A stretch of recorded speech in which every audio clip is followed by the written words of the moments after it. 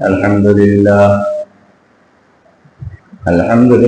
نحمده ونستعينه ونستغفره ونؤمن به ونتوكل عليه ونعوذ بالله من شرور أنفسنا ومن سيئات أعمالنا من يهد الله فلا مضل له ومن يضلل فلا هادي له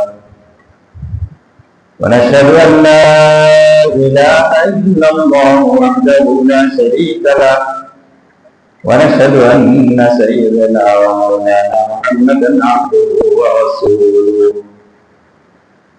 أما بعد فأعوذ بالله من الشيطان الرجيم بسم الله الرحمن الرحيم إن الله لا يغفر أن يشرك به ويغفر ما دون ذلك لمن يشاء وقال تعالى لا تقنطوا من رحمة الله إن الله يغفر الذنوب جميعا صدق الله العظيم. محترم بزرگ اور دوستو، اللہ کا بڑا فضل و کرم احسان ہے کہ اللہ تعالی نے ہمیں اور آپ کو یہاں پر جمعہ کی نماز ادا کرنے کے لیے جمع فرمایا. رمضان المبارک کا یہ دوسرا جمعہ ہے. یہ محض اللہ تعالی کا فضل و کرم اور احسان ہے کہ اس نے یہ موقع، یہ بہترین موقع ہمیں عنایت فرمایا. لیکن بڑا افسوس ہے کہ ہمیں اس کی قدر نہیں، اور ہم ایسے مبارک مہینے کو اور مبارک اوقات کو یوں ہی جو ہے فضولیات میں ضائع کر رہے ہیں. اب یہی حال دیکھیے مسجد میں کتنے لوگ موجود ہیں، حالانکہ جمعہ کے دن تو جیسا ہی اذان ہو، اذان کے بعد فوراً مسجد کی طرف دوڑنا چاہیے، مسجد کی طرف رخ کرنا چاہیے. فَاسْعَوْا إِلَىٰ ذِكْرِ اللَّهِ إِذَا نُودِيَ لِلصَّلَاةِ مِنْ يَوْمِ الْجُمْعَةِ فَاسْعَوْا إِلَىٰ ذِكْرِ اللَّهِ. جب اذان دی جائے تو اس کے بعد کوئی کام آپ کے لیے جائز نہیں، کوئی کام آپ کے لیے جائز نہیں ہے، تجارت جائز نہیں ہے، کھانا پینا جائز نہیں ہے، اور کسی مشغولیت میں لگنا جائز نہیں ہے. جیسا ہی اذان ہو تو نماز کی تیاری میں ہمیں لگ جانا ہے اور نماز کی طرف جو ہے دوڑنا ہے. اسی لیے ابھی ہمارے اکابرین نے یہ طریقہ نکالا ہے. بعض جگہ یہ طریقہ جاری ہے اور بعض جگہ ابھی رفتہ رفتہ آ رہا ہے کہ نماز کی جو اذان جو ہوتی ہے وہ خطبہ سے 5 منٹ پہلے دی جائے. خطبہ سے 5 منٹ پہلے بیان شروع ہو جائے. بیان اپنے مقررہ وقت پر، جیسا کہ 1:15 بجے بیان شروع ہو، اذان میں دی جائے، اور 40 کو بیان ختم ہوتا ہے، اذان دی جائے 40 کو، اور 40 کے بعد 5 منٹ 10 منٹ سنتوں کے لیے دیا جائے، اور سنت ادا ہوئی فوراً خطبہ. اس میں یہ ہوتا ہے، اس میں احتیاط یہ ہے کہ اذان کے بعد جو چیزیں ہم کرتے ہیں جو ہمارے لیے منع ہے وہ ہم گناہ سے بچ جائیں گے، وہ گناہ سے ہم بچ جائیں گے. مثلا اذان کے بعد دنیاوی مشغولیات میں جڑنا علماء نے جو ہے مکروہ تحریمی فرمایا ہے. تو بہت سے لوگ اذان کے بعد بھی کاروبار میں لگے ہیں، کھانے پینے میں لگے ہیں، باتوں میں لگے ہیں. تو یہ چیزیں منع ہے، اذان کے بعد یہ چیزیں منع ہے. تو اس طریقے سے یہ طریقہ اختیار کرنے سے علماء کی جو مقصد ہے وہ یہ ہے کہ جو مکروہ تحریمی ہے اس سے ہم بچ جائے. پونا میں بھی ہمارے الحمدللہ یہ سلسلہ شروع ہو چکا ہے، ہمارے یہاں یوروپ میں بھی یہ سلسلہ شروع ہو چکا ہے. اصل اس کے مولانا سعید احمد پالنپوری رحمت اللہ علیہ مفتی دارالعلوم دیوبند، ان کی یہ رائے ہے اور ان کا یہ فتویٰ ہے کہ پہلی اذان بھی جو ہے جمعہ کی اذان ہے، اس کے بعد خرافات میں نہ لگے، مکروہ تحریمی ہے۔ بہرحال یہ انتظامیہ کا مسئلہ ہے، انتظامیہ اس کو طے کرے۔ اس لیے اللہ تعالیٰ نے جو ہے یہ مہینہ جو مبارک ہمیں عطا فرمایا ہے، رحمت کا مہینہ، رحمت کا عشرہ جو ہے ختم ہونے جا رہا ہے، رحمت کا عشرہ پہلا جو ہے وہ ختم ہونے جا رہا ہے، اور مغفرت کا عشرہ انشاءاللہ کبھی شروع ہونے والا ہے۔ رحمت تو اس نے لوٹا جس نے کچھ اعمال کیے، جس نے کچھ اعمال کیے۔ بیانات سن لینا یا کہ ادھر ادھر کی باتیں سن لینا یہ کوئی مقصد نہیں ہے۔ بیانات کا مقصد بھی اور کتاب پڑھنے کا مقصد بھی اور تمام نصائح کا مقصد بھی کیا ہوتا ہے کہ انسان اعمال پر آ جائے۔ اعمال جو ہے وہ مقصود ہوتے ہیں، اعمال پر سب کچھ دار و مدار ہے۔ جس نے اعمال کیے اس نے فائدہ اٹھایا، اور جس نے کوئی عمل نہیں کیا وہ محروم رہا، وہ جو ہے اس سے محروم رہا۔ حالانکہ ہمارے نبی حضرت محمد مصطفیٰ صلی اللہ علیہ وسلم خود رحمت للعالمین ہے، اور یہ تو اتنے رحیم و کریم ہے ہمارے اوپر کہ کوئی بھی تکلیف دیکھنا نہیں چاہتا۔ ہمارے اوپر کوئی بھی تکلیف ہو آپ صلی اللہ علیہ وسلم اس کو برداشت نہیں کرتے، اور ہمیشہ کوشاں میں اس بارے میں اور اس فکر میں ہے کہ کس طریقے سے اس تکلیف کو دور کیا جائے۔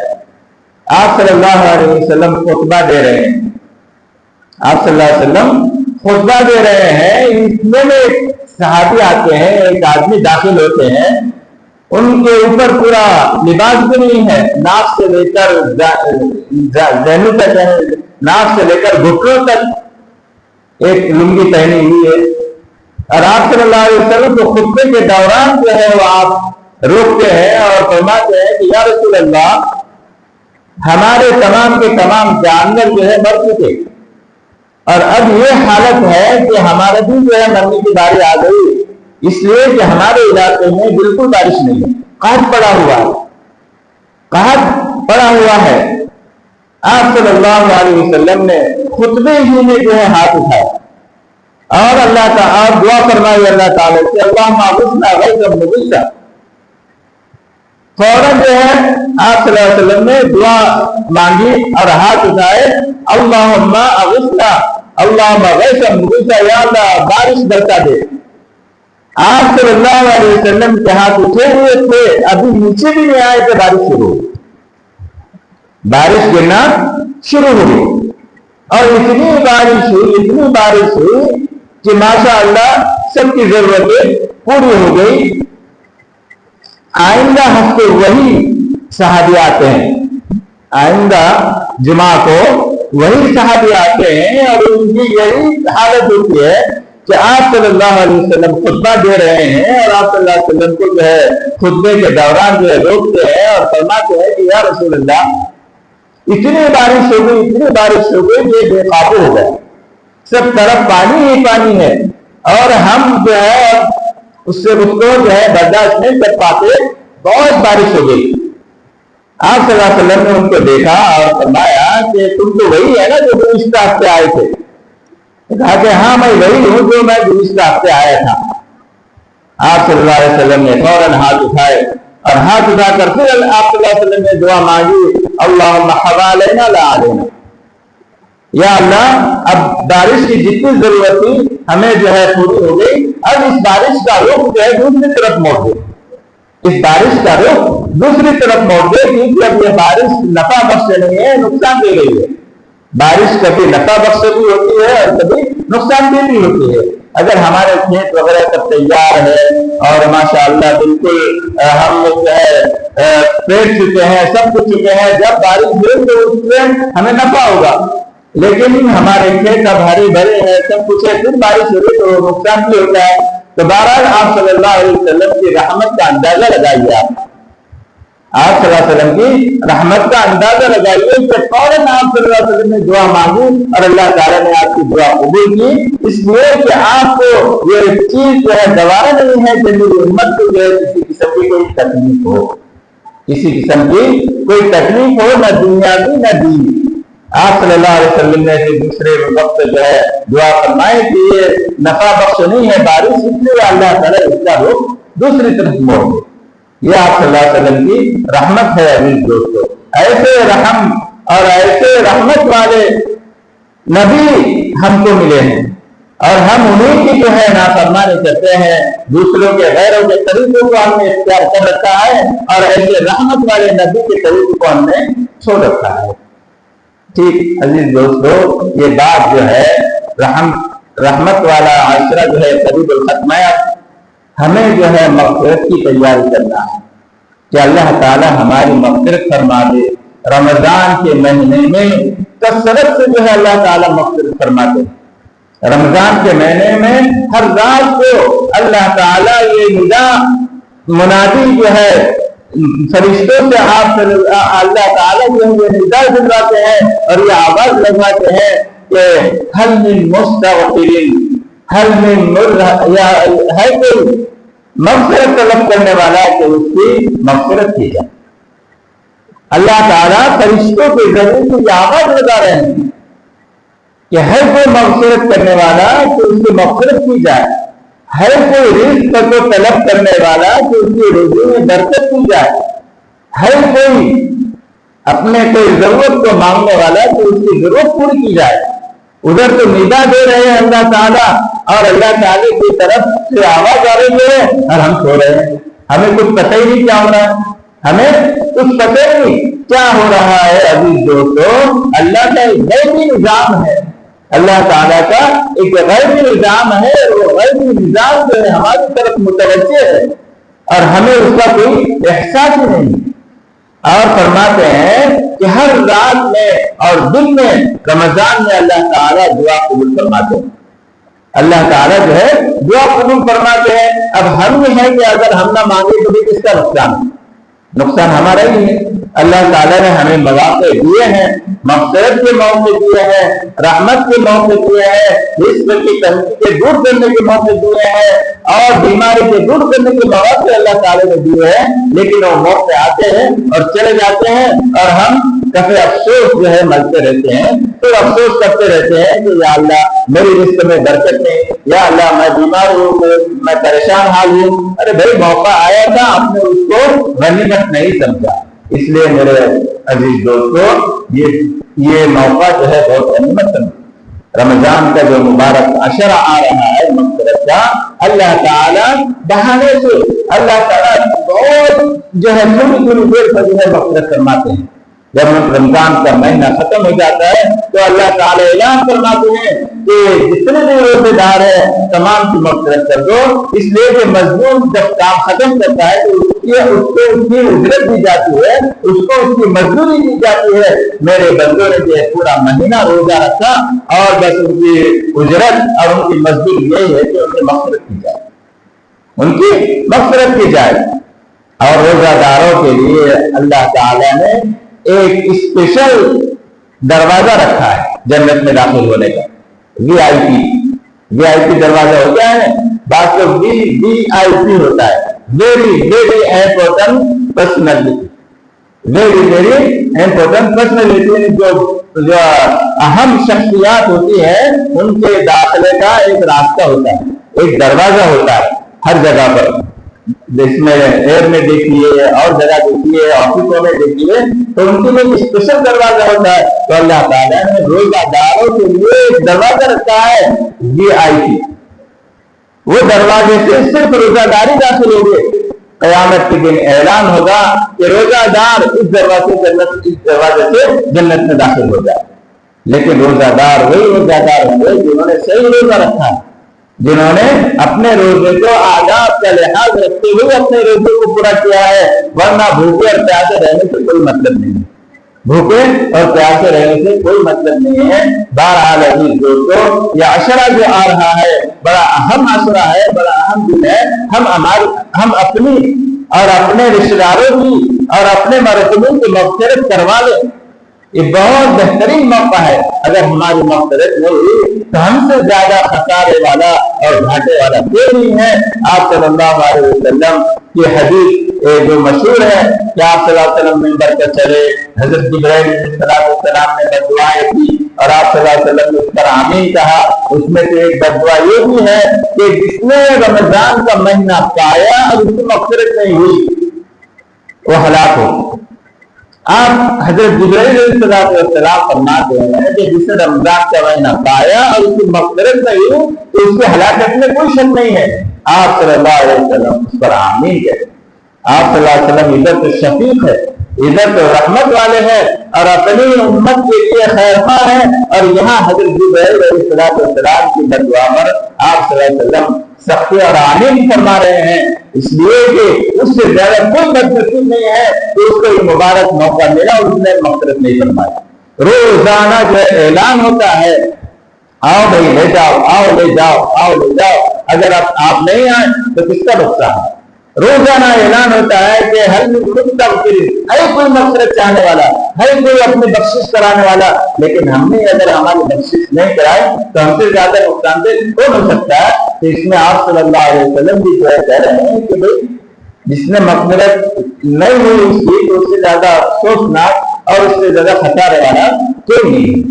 اس لیے عزیز دوستو، یہ مبارک مہینہ آ رہا ہے، مغفرت کے سلسلے میں اللہ تعالیٰ کا ارشاد جو آپ کے سامنے تلاوت کی گئی آیت، اس میں صاف صاف اللہ تعالیٰ نے اعلان کرنا دیا، ان اللہ لا یغفر ان یشرک بہ ویغفر ما دون ذلک لمن یشاء۔ شرک ایک ایسی بیماری ہے اور ایسا گناہ ہے کہ اللہ تعالیٰ اس کو کبھی معاف نہیں کریں گے، اور جو مشرک اس دنیا سے شرک کی حالت میں گیا اس کی جانب سے چاہے وہ زمین بھر کر آسمان بھر کر بھی سونا اور چاندی دے دے اس کی جو ہے قبول نہیں کیا جائے گا۔ اللہ تعالیٰ قرآن پاک میں فرماتے ہیں ان الذین کفروا وماتوا وهم کفار، جس نے کفر کیا اور کفر پر اس کی موت ہوئی، ان الذین کفروا وماتوا وهم کفار فلن يقبل من احدهم ملء الارض ذهبا ولو افتدى به۔ اگر وہ آخرت میں قیامت کے دن اسلام لانا چاہے اور اسلام کو خریدنا چاہے اور اس کے بدلے میں پوری زمین بھر کر سونا، کتنا سونا ہوگا، اتنا بھی اگر وہ دینا چاہے تو کسی قبول نہیں کیا جائے گا۔ اس لیے سب سے پہلے تو اللہ نے ہمیں اسلام دیا ہے اور اللہ تعالیٰ نے ہمیں ایمان دیا ہے، یہ کوشش کریں اور یہ دعا کریں کہ اللہ تعالیٰ اسی پر ہماری موت بھی آئے اور ہم جب اس دنیا سے جائے تو ایمان کے ساتھ جائے اور اسلام کے ساتھ جائے تو ہماری کامیابی ہے، تو ہماری کامیابی ہے۔ بہرحال اللہ تعالیٰ کا یہ اعلان ہے کہ وہ شرک کو معاف نہیں کریں گے۔ اس کے علاوہ جتنے بھی گناہ ہیں اللہ تعالیٰ معاف کرنے کے لیے تیار ہے۔ آپ سچی توبہ کیجیے۔ توبہ کیسی ہوتی ہے، کیا ہوتی ہے؟ گزشتہ یہ باتیں آپ کے سامنے گزشتہ جمعہ میں یہ بیان کی گئی تھی کہ توبہ کیسے کرنا چاہیے اور اس کی کیا حقیقت ہے اور اس کا کیا طریقہ ہے۔ تو اگر ہم چھوٹے موٹے گناہ جو بھی ہو گئے ہم سے اگر اللہ تعالیٰ سے معافی چاہیں گے تو اللہ تعالیٰ معاف کر دیں گے۔ یہاں تک کہ قتل اگر ہے، یہاں تک کہ شرابی ہے، زانی ہے، چوری ہے، یہ تمام کے گناہ تمام بڑے گناہ ہیں، لیکن اللہ تعالیٰ اس کو بھی معاف فرما دیں گے۔ توبہ سے اللہ تعالیٰ اس کو بھی معاف فرما دیں گے۔ صرف شرک ایسا ایک گناہ ہے، کفر ایسا گناہ ہے کہ اس کو اللہ تعالیٰ معاف نہیں کرتے۔ حضرت وحشی جنہوں نے حضرت حمزہ کو قتل کیا، کس کو؟ آپ صلی اللہ علیہ وسلم کے چچا حضرت حمزہ کا جنہوں نے قتل کیا، وہ آتے ہیں آپ صلی اللہ علیہ وسلم کی خدمت میں اور عرض کرتے ہیں کہ کیا میرا اسلام بھی قبول ہوگا؟ کیا میرا اسلام بھی قبول ہوگا؟ کیا میری بھی بخشش ہو سکتی ہے؟ میں نے بہت بڑا گناہ کیا ہے اور نبی کو بہت تکلیف میں نے پہنچائی ہے، کیا میرا بھی بخشش ہو سکتی ہے؟ کیا میرا گناہ بھی ہو سکتا ہے؟ آپ صلی اللہ علیہ وسلم کی خطاب میں بھی جس نے قتل کیا ہو اور آپ صلی اللہ علیہ وسلم کو اتنی تکلیف دی ہو، اس کی کیا صورت، وہ کیا منہ لے کر آئے گا آپ صلی اللہ علیہ وسلم کے سامنے؟ لیکن آئے ہمت کی، آپ صلی اللہ علیہ وسلم کے سامنے درخواست کی، کیا میرا اسلام قبول ہو سکتا ہے؟ آیت اتری، اللہ تعالیٰ نے آیت اتاری، یہی ان اللہ یغفر الذنوب جميعا، ان اللہ یغفر الذنوب جميعا، اللہ تعالیٰ تمام کے تمام گناہ کو معاف کر سکتے ہیں سوائے شرک، اللہ تعالیٰ نے آیت اتاری۔ پھر بعد میں شرک سے اس کو توبہ کرنا ہوگا اور شرک سے اس کو الگ کرنا ہوگا، اللہ تعالیٰ تمام گناہوں کو معاف کر دیتے ہیں۔ پھر اللہ تعالیٰ نے ایک آیت اتاری، دیکھیے آپ صلی اللہ علیہ وسلم کو کتنا حرص ہے کہ میرا ایک امتی جہنم کے آگ سے بچ جائے، اگرچہ اس نے مجھے تکلیف دیا ہو، اگرچہ اس نے کتنا ہی بڑا گناہ کیا ہو۔ اب آیت اترتی ہے الا من تاب، ہاں اگر اس نے توبہ کیا ہے، کتنا ہی بڑا اس نے گناہ کیا ہے، قتل کیا ہے، شراب کی ہے، چوری کی ہے، جھوٹ بولا ہے، غبن کیا ہے، ڈاکہ ڈالا ہے، الا من تاب، اگر اس نے اس سے توبہ کر لی تو اللہ تعالی معاف فرما دیں گے۔ الا من تاب وآمن وعمل عملا صالحا فَأُولَٰئِكَ يُبَدِّلُ اللَّهُ سَيِّئَاتِهِمْ حَسَنَاتٍ، اگر اس نے توبہ کی، ایمان لایا اور اچھے عمل کی، ایمان لانے کے بعد اچھے عمل کیے تو اللہ تعالیٰ کیا کرے گا، اس کے تمام برے اعمال کو جو ہے اچھے عمل سے بدل دے گا، اچھے عمل سے بدل دے گا۔ آپ صلی اللہ علیہ وسلم نے یہ آیت ان کے سامنے پیش کی، یہ آیت ان کے سامنے پیش کی، الا من تاب، ٹھیک ہے توبہ کر لیں گے، الا من تاب وآمن، ٹھیک ہے ایمان بھی جائیں گے، وآمن وعمل عملا صالحا، نیک عمل کیا، تو وہ کہنے لگے کہ اگر میں نے نیک عمل نہیں کیا تو دیکھیے آپ صلی اللہ علیہ وسلم کے سامنے کہہ رہے ہیں اگر میں نے نیک عمل نہیں کیا تو میری بخشش نہیں ہوگی، توبہ بھی ہو گئی، ایمان بھی لے آئیں گے، لیکن اگر الا من تاب وآمن وعمل عملا صالحا، اگر مجھ سے عمل نہیں ہوئے، میں نماز نہیں پڑھ سکا اور دوسرے بھی جو احکام ہے وہ میں بجا نہیں لا سکا، تو پھر کیا ہوگا؟ اللہ تعالیٰ نے اور آیت اتاری، اللہ تعالیٰ نے اور آیت اتاری، قرآن اللہ تعالیٰ ڈائریکٹ جو ہے آپ صلی اللہ علیہ وسلم سے بات کر رہے ہیں، اور ایک آدمی کو، ایک صحابی کو جو کہ آپ صلی اللہ علیہ وسلم کو تکلیف پہنچا چکا ہے، اس کو کس طریقے سے جو ہے جہنم سے بچایا جائے، اللہ تعالیٰ حضرت جبرائیل علیہ السلام کو بھیجتے ہیں اور اس آیت کو لے کر بھیجتے ہیں، لا تقنطوا من رحمت اللہ ان اللہ یغفر الذنوب جميعا ان اللہ غفور رحیم، کہ بھئی اللہ تعالیٰ کی لا تقنطوا من رحمت اللہ، اللہ کی رحمت سے نا امید مت ہو، اللہ تعالیٰ کی رحمت سے نا امید مت ہو، اللہ تعالیٰ جو ہے بے بہانہ کبھی بغیر اس کی جو ہے اللہ تعالیٰ مغفرت فرما دیتے ہیں، اس کی رحمت بہت بڑی ہے، وہ بہت رحم و کرم والا ہے۔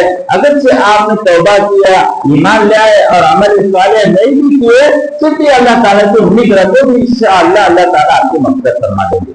وہ صحابی اسلام میں داخل ہوئے، وہ اسلام میں داخل ہو گئے، اور اللہ تعالیٰ نے آپ صلی اللہ علیہ وسلم کی رحمت سے اور آپ صلی اللہ علیہ وسلم کی محنت سے اللہ تعالیٰ نے ایک آدمی کو جہنم کی آگ سے بچا دیا۔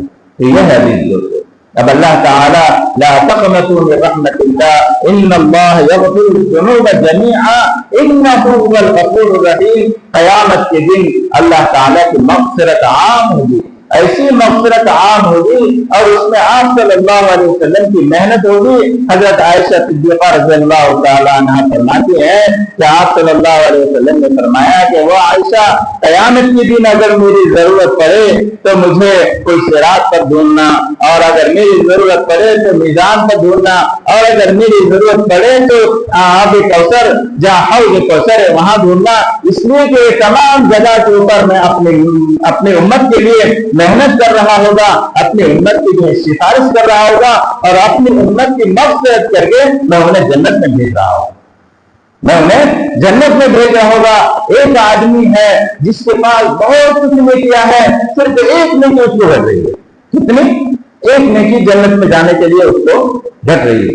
اب ایسے موقع پر کون ایک نیکی دینے والا ہے؟ جہاں نفسا مستی کا عالم ہے، ہر آدمی جو ہے پریشان حال ہے، ماں جو ہے بیٹے سے بھاگ رہی ہے اور بیٹا ماں سے بھاگ رہا ہے، وہاں کسی کو کوئی پہچان نہیں رہا۔ یوم یفر المرء من اخیہ وامہ وابیہ وصاحبتہ وبنیہ لکل امرئ منہم یومئذ شأن یغنیہ۔ ایسے موقع پر کون نیکی دینے والا ہے؟ ایک آدمی آیا، کہا کہ بھائی میرے پاس ایک ہی نیکی ہے، یہ لے لو اگر آپ کے کچھ کام آ سکتی ہے۔ اللہ تعالیٰ کے سامنے یہ واقعہ ہوتا ہے اور اللہ تعالیٰ کے سامنے یہ پیش جاتا ہے۔ اللہ تعالیٰ فرماتے ہیں کہ تجھے ایک نیکی کس نے دیا؟ ایک نیکی کس نے دیا؟